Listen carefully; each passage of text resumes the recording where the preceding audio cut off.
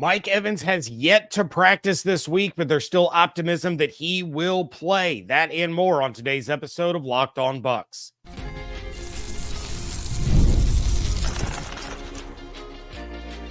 You are Locked On Buccaneers, your daily Tampa Bay Buccaneers podcast. Part of the Locked On Podcast Network, your team every day. What's up, and welcome into this live episode of Locked On Bucs, your daily podcast covering the Tampa Bay Buccaneers, part of the Locked On Podcast Network, your team every day. I want to thank you for making Locked On Bucs your first listen review every day. Don't forget you can subscribe or follow for free on YouTube or wherever you get your podcasts. And, of course, you can follow along on Twitter. I am James Yarcho, at @JYarcho_Bucs, credentialed member of the media covering your Tampa Bay Buccaneers as editor-in-chief of the 813.TV. Here with you every Monday through Friday, along with the Everydayers, and in this one, the Every Livers. And for that, I want to share my appreciation for your continued support of the show. One of the ways you can support the show is become a Locked On Bucs insider. You're going to get news, rumors, updates, general thoughts, one-on-one conversations with me via text message, no ads or anything like that. Go to joinsubtext.com/LockedOnBucs or click the link in the show notes to become an insider today. This episode is brought to you by FanDuel. Place your first $5 bet and you'll get started with $200 in bonus bets guaranteed. Visit FanDuel.com to get started. Jumping into the mailbag for the first time in a long time, since we have kind of a bonus episode this week. The final game preview will drop on Monday, so this one was kind of a little more free-spirited than our typical Friday episodes. But let's start with the injury news and how it could affect Monday's game against the Ravens. So Mike Evans is dealing with a hamstring injury that has been a nagging issue, according to Todd Bowles, and he has yet to practice this week. On Friday, he was off to the side working with a trainer, but was officially listed as did not participate either Thursday or Friday. Now, the Bucs still have practice on Saturday, so there's a chance that he's out there for that one. But Todd Bowles told the media that, quote, he's getting better and we'll see how the week goes for him, end quote. Rick Stroud said on Twitter that Evans won't practice much this week, but is expected to play Monday against Baltimore. This is a sticky situation now because you already have the likely matchup of Chris Godwin against Marlon Humphrey out of the slot, and Humphrey is really the only reliable corner that the Ravens have. I expected this one to be a big Mike Evans game, but if he is going in and out of the lineup like he was against the New Orleans Saints, or worst case scenario, he tweaks that hamstring in the game and has to leave, not only is that going to hurt the Bucs' chances in this game, but it could cause him to miss the far more important game next week against the Atlanta Falcons. Godwin is going to get his targets. There's no doubt about that. But outside of him, the Bucs really wouldn't have anyone that could create fear within the Ravens secondary. Sterling Shepard has had his moments. You have Jalen McMillan, who is still kind of all over the place. Ryan Miller had one catch last week. Cameron Johnson is probably out again this week. Trey Palmer was a full participant on Friday. He was limited on Thursday, but he would still have to clear concussion protocol in order to play on Monday. Raheem Jarrett was a limited participant this week so far, but has not been activated off of injured reserve. So who would be the guy to step up to fill in if Evans is going to miss significant snaps or miss the game? And that is going to put a lot of pressure on the shoulders of Chris Godwin, as well as the running backs out of the backfield. It's going to put even more pressure on McMillan to finally step up and perform the way we kind of all expected him to. He had a decent start to the season, went out with injury last week, one target that ended up getting batted directly in, straight up into the air and was intercepted. It's going to put a lot of pressure on Cade Otton, who has been hit and miss this season. And I'm honestly not sure the Bucs have a strong chance to win this game if Evans isn't out there. But at the same time, I would rather Mike Evans not injure himself any further or risk losing him for that game against Atlanta and then potentially the games against Kansas City or San Francisco. On the flip side, there is some encouraging injury news for the Buccaneers. Graham Barton has been limited this week, but he has been taking reps with the first team offensive line. You have Christian Izien back to being a full participant. He looks to be in line to play this week. Antoine Winfield Jr. had his first full practice since he suffered a foot injury in week 1. Chris Braswell was back to being a full participant. He's dealing with a shoulder injury that was suffered in some friendly fire against the New Orleans Saints. So outside of Evans and then Jamel Dean, who is not going to play on Monday and is probably going to miss at least a couple of games, the Bucs are actually trending up in the injury department, and that's going to be huge moving forward. As for the Ravens, they're relatively healthy. Running back Rasheen Ali, linebacker Malik Harrison, wide receiver Deontay Hardy, they were all listed as did not participate. So you're talking about guys that are not starters. They're not going to be big parts of the game plan.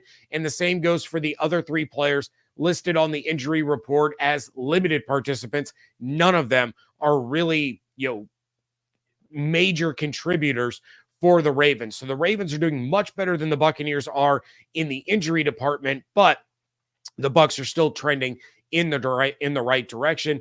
The biggest concern, though, is whether or not you get Mike Evans or you get the Mike Evans that you saw against New Orleans, who was targeted early on. All of his receiving yards came on that opening drive against the Saints, but then he was on and off the field constantly throughout the rest of the game. He still got a couple more targets, led to some incompletions. I think he drew a pass interference at one point. But, this was a game that was tailor-made for Mike Evans to have the kind of explosive game that Chris Godwin just did.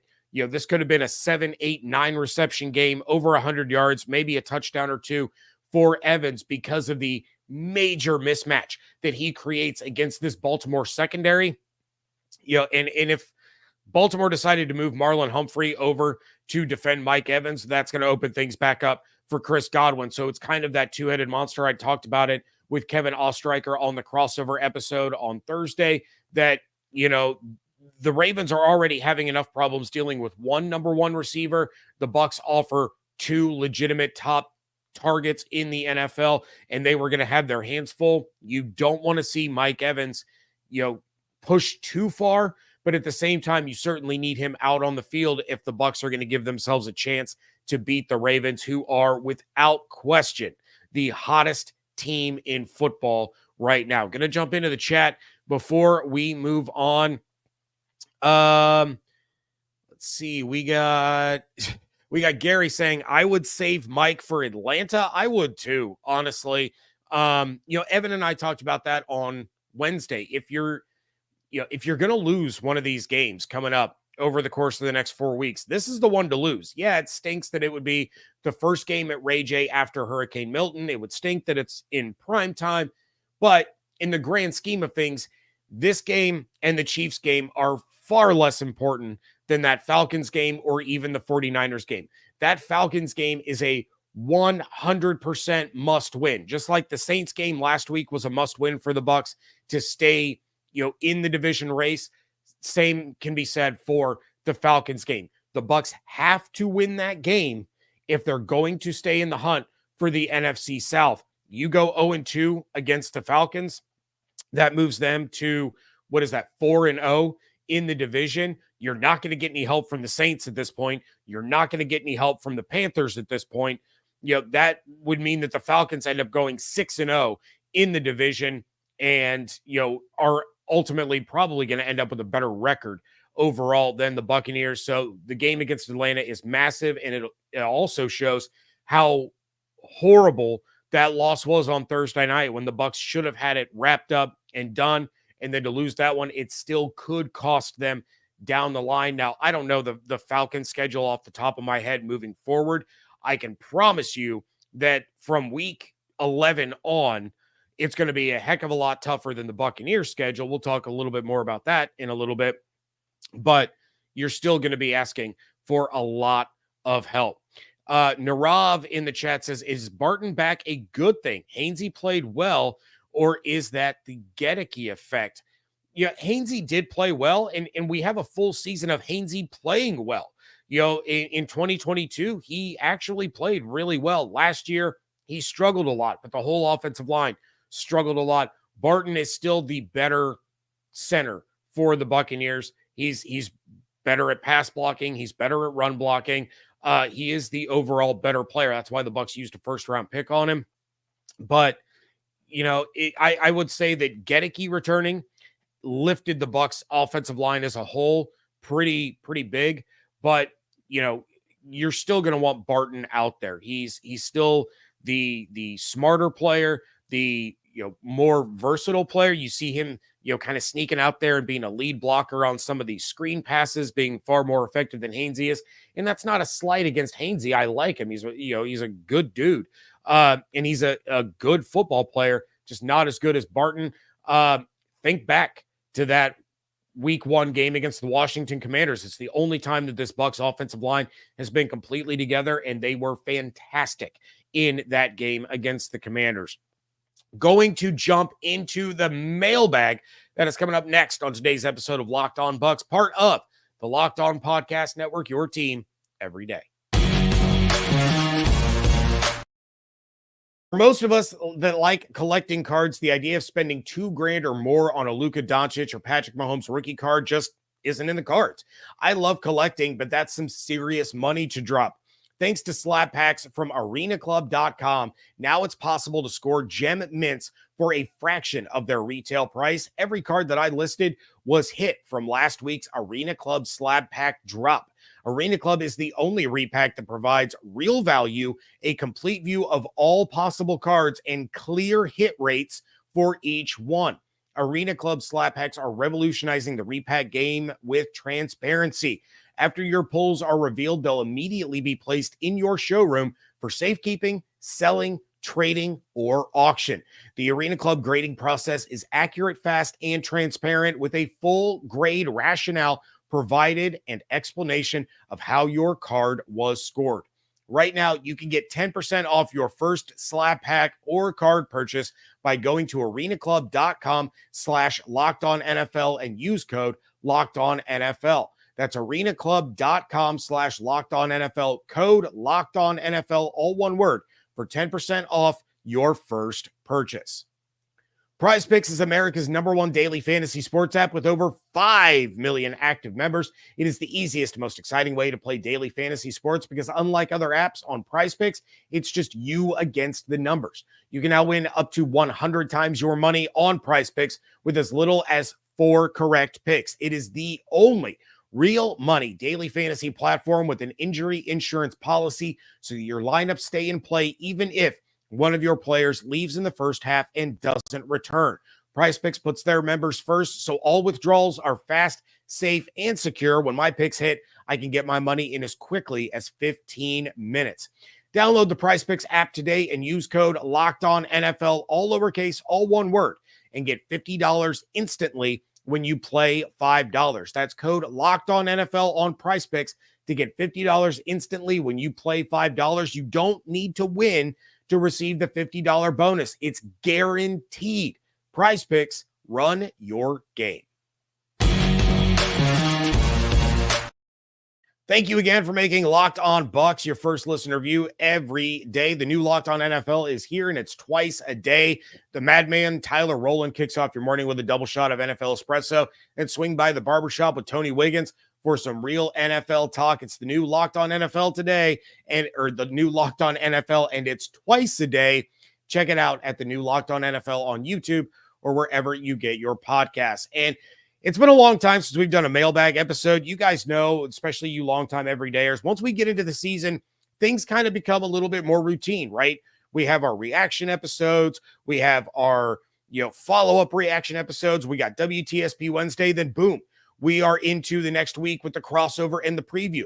So over, draft season, free agency over the summer, did lots of mailbags, haven't had the opportunity, but because we kind of have this extra show in between crossover Thursday and the preview, I wanted to reach out to the insiders and see what they were thinking about. So we're going to start things off with a question from Scotty J, who said the Ravens play 12 personnel a ton.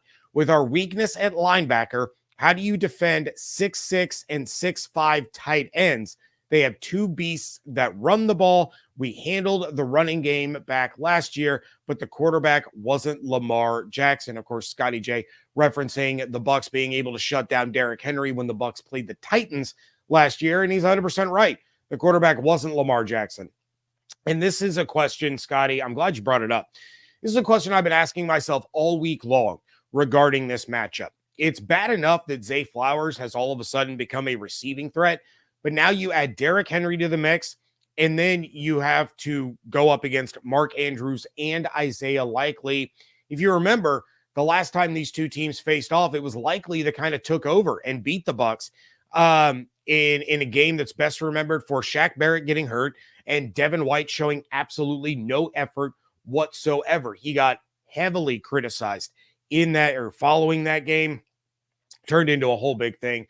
But I think in this one, you're going to see a lot of dime defense from the Buccaneers. And that's why it was so important that Christian Izien returned to practice. No, the Bucs do not have huge size in their secondary. You know, they don't have guys that are 6'5" and 6'6", but guys like Christian Izien, Tyke Smith, Jordan Whitehead, Antoine Winfield Jr., they are going to be able to create more problems for Andrews and Likely than KJ Britt is when it comes to coverage. There are going to be times that Levante drops back and covers a tight end. He is so good at doing that. I mean, Levante is good at everything, but he is so good in coverage against tight ends.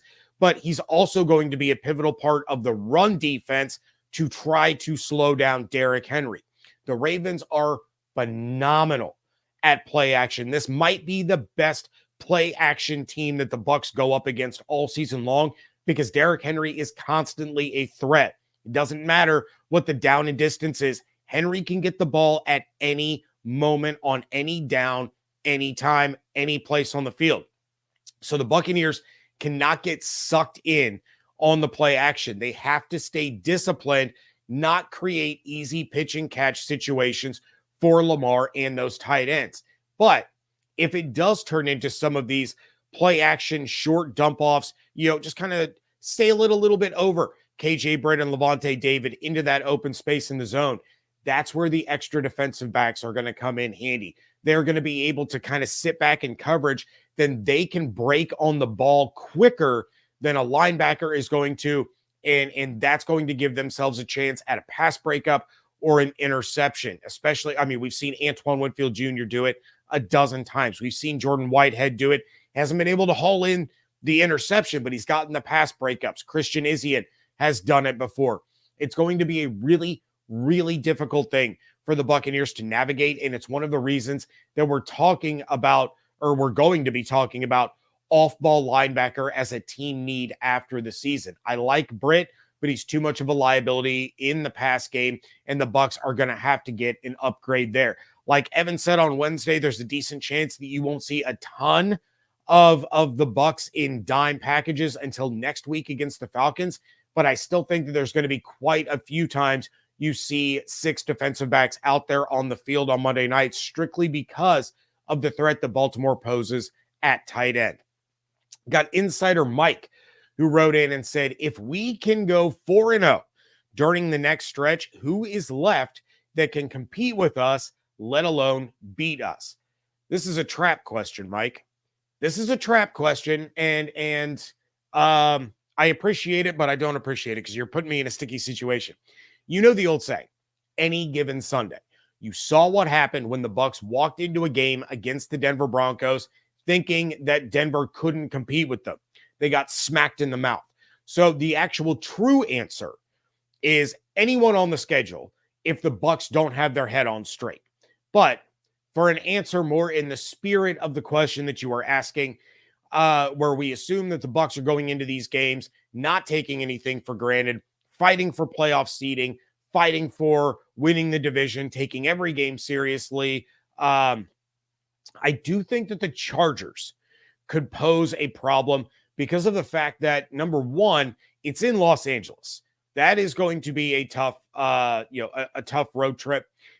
They have, 3 really electric running backs that they can deploy at any time, that have different skill sets, but all of them are home run threats. All of them can really gash you and chew up the clock.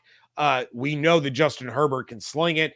Their defense has some really impactful players on it. This could be a game where the Bucs are legitimately looking ahead, because I do think the Dallas Cowboys are also an answer here. A primetime game in Dallas right before Christmas. Do we all honestly think that the Cowboys are going to be as down as they are right now all season long? Because I certainly don't. They're not going to be a 4-win football team by the time December 22nd rolls around. They have too much talent. They may not have great coaching, but they have a ton of talent. They have essentially the same coaching that they had last year, where they choked it away in the playoffs like they always do.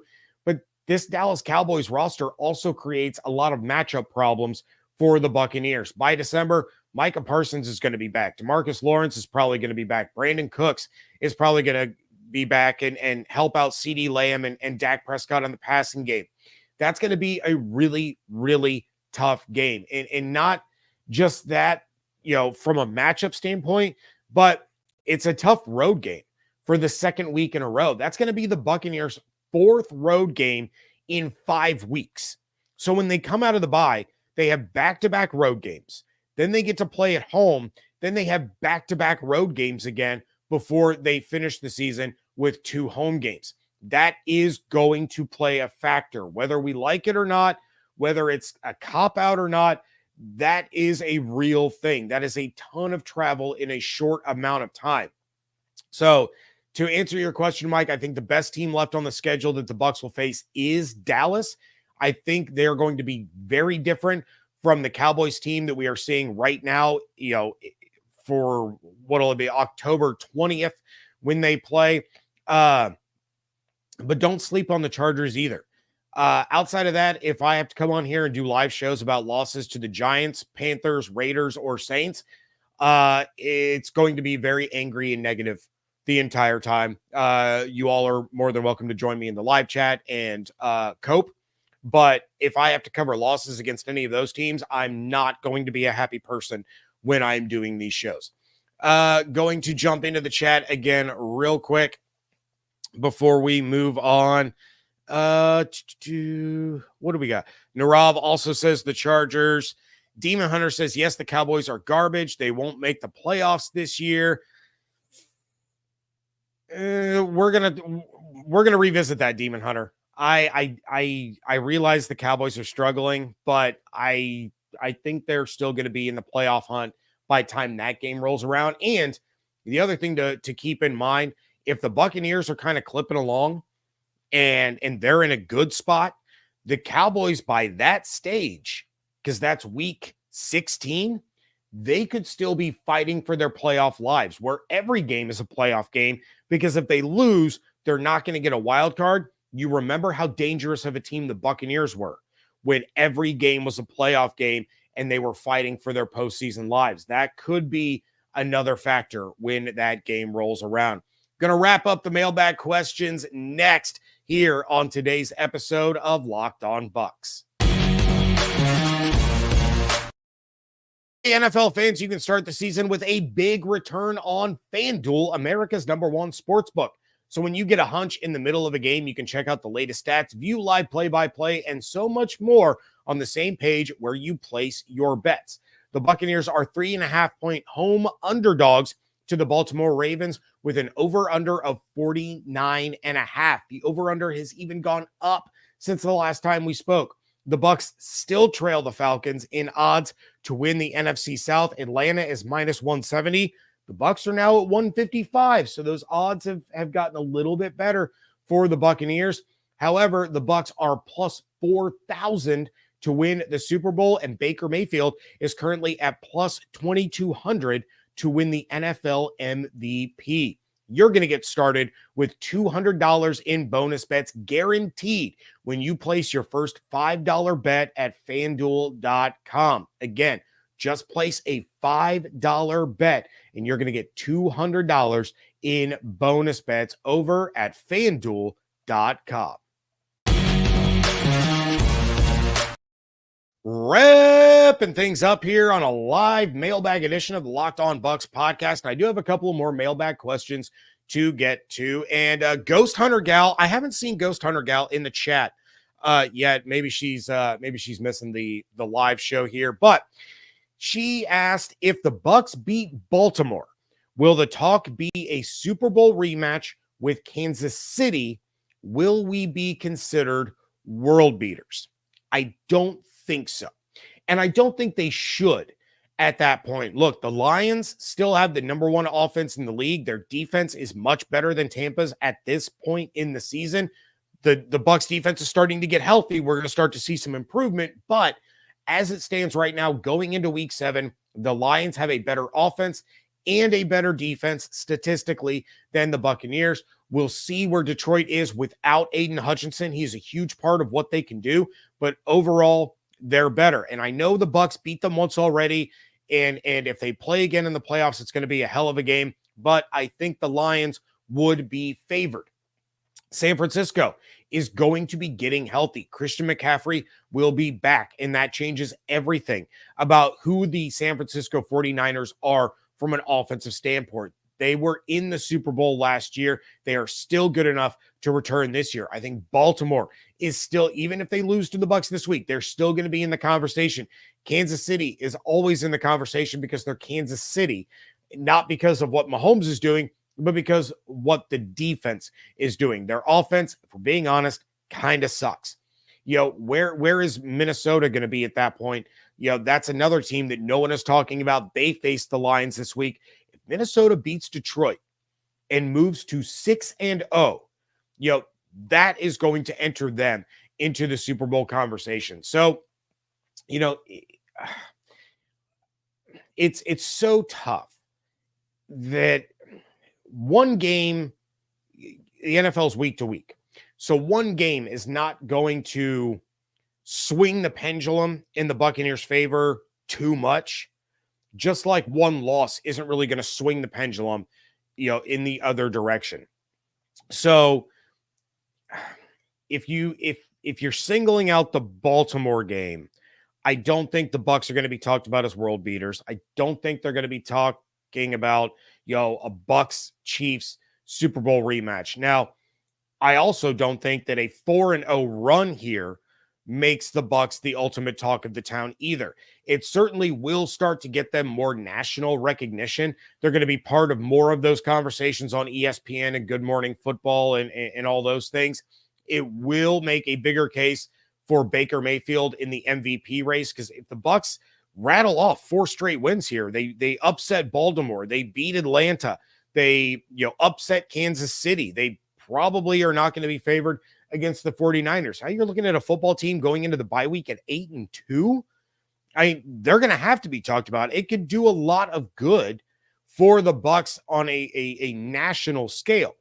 However, I think Jason Light and Todd Bowles and really the majority of that locker room would prefer the national media to continue to overlook and ignore them. Let the Bucs go 4-0. Let them head into the bye at 8-2 and still not be talked about. Let them get wins over the Lions and Niners and Ravens and Chiefs and have those teams still be favored over the Bucs to reach the Super Bowl or win the Super Bowl, because that's how the Buccaneers like things. That's something that galvanizes them and rallies them around one another. And I think that could be even more beneficial in the long run. Last question that I have here from Lakita: will Marquez Callaway go to the practice squad? So, and Lakita asked me this a couple of days ago. I think I sent out the text for the insiders on Wednesday to start sending in their mailbag questions.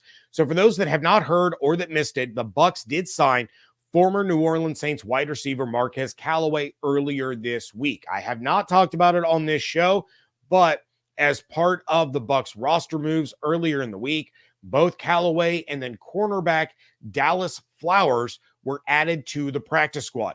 Keenan Isaac was promoted from the practice squad to the active roster. That's another sign that the Bucs might be looking to run more dime packages this week and next week, going back to Scotty J's question in the last segment. But Callaway certainly has a chance to play on Monday.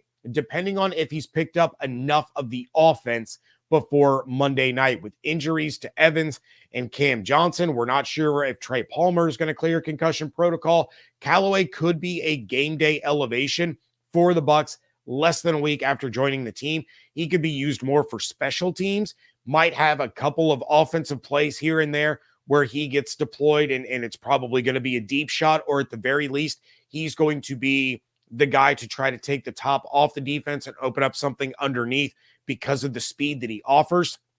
But, I can see him being utilized more on special teams. Sean Tucker is going to be a bigger part of the offense. Probably don't want him back returning kicks. McMillan was returning punts last week, which was not ideal. It was a little jarring at times, but as of now, Callaway is essentially the Sterling Shepard replacement for the Buccaneers on the practice squad.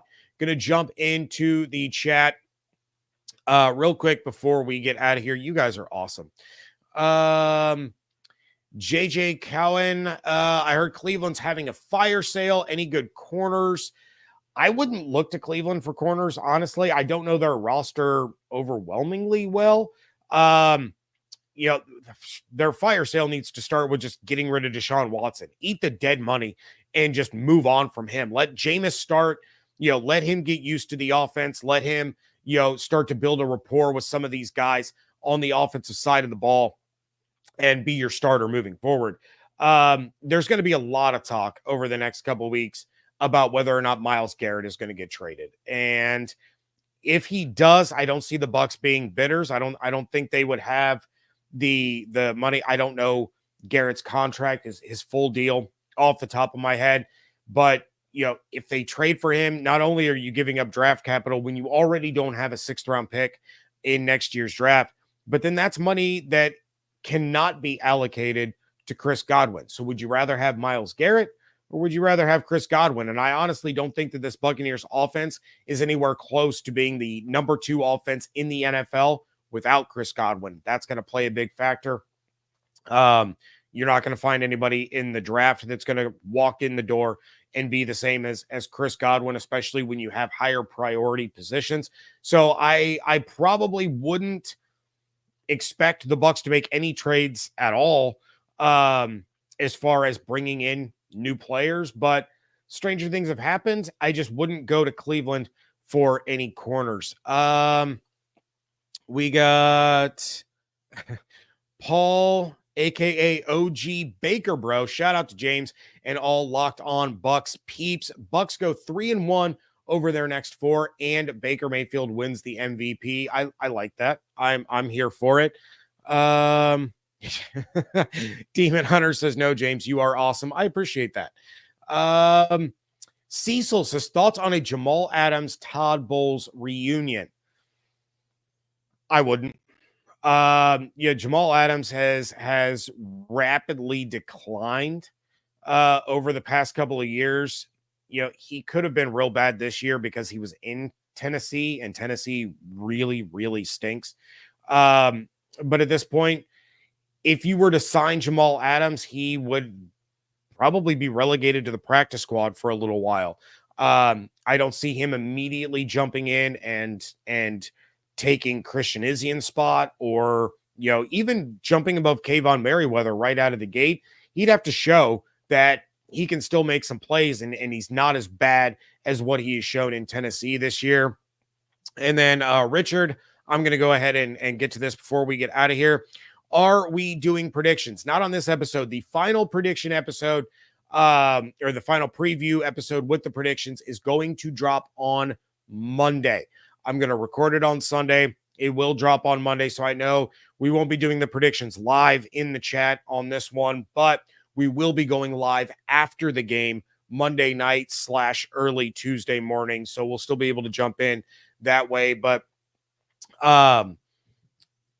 because of I didn't want to do a final preview and then still have another episode to go before the game was actually played. So final preview coming on Monday's episode, and then live after the game. Make sure that you are subscribed on YouTube with the notifications turned on so you can jump in the live chat after the game and we can talk about everything that happened. But that's going to do it for this episode. Please check out everything going on over on Twitter at Locked On Bucs, at JYarcho_Bucs, over at the 813.tv. Become a Locked On Bucs insider. Go to joinsubtext.com/LockedOnBucs or click the link in the show notes. Subscribe on YouTube with the notifications. Subscribe on your favorite podcast platform. If you would be so kind, like the episode, leave a 5-star review on Apple Podcasts and Spotify. It helps other Buccaneers fans find the show. Hope you all have an absolutely outstanding weekend. Stay safe, stay healthy, fire the cannons. Want to thank you so much for joining me right here on Locked On Bucs, part of the Locked On Podcast Network, your team every day.